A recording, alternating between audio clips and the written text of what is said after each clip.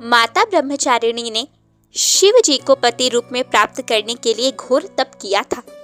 तो आइए माता ब्रह्मचारिणी की उस कथा को जानते हैं। एक बार नारद जी हिमांचल और मैना के घर पर पधारे।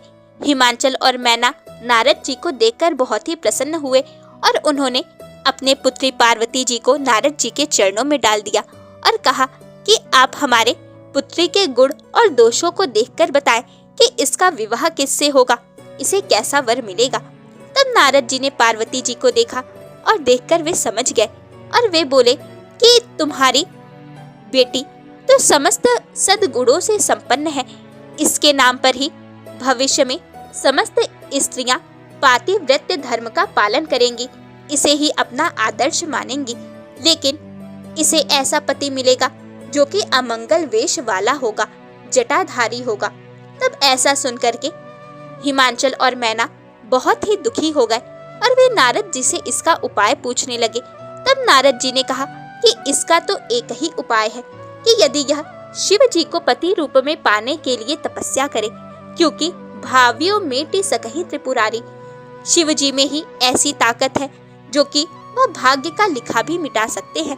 तो यदि तुम्हारी पुत्री अपनी तपस्या से शिव जी को प्रसन्न कर लेती है तो वह इसके भाग्य का लिखा मिटा देंगे और तुम्हारी पुत्री उन्हें पति रूप में पाने के लिए तपस्या करे। ऐसा सुन पार्वती जी पति रूप में शिव जी को पाने के लिए तपस्या करने लगी।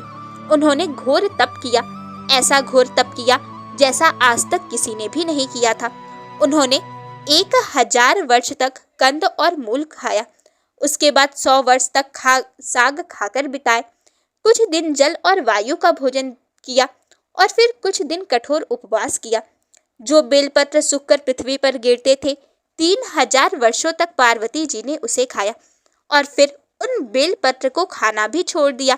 तभी से पार्वती जी का अपर्णा नाम विख्यात हुआ। इसी कारण बेलपत्र शिव जी को अतिशय प्रिय है। उसके बाद पार्वती जी ने अनेक वर्षों तक, कई हजार वर्षों तक घोर तपस्या की। उसके बाद आकाशवाणी हुई कि पुत्री तुम्हारा मनोरथ सफल हुआ। तो माता का यही स्वरूप तपश्चारिणी का स्वरूप ही ब्रह्मचारिणी का स्वरूप कहलाया।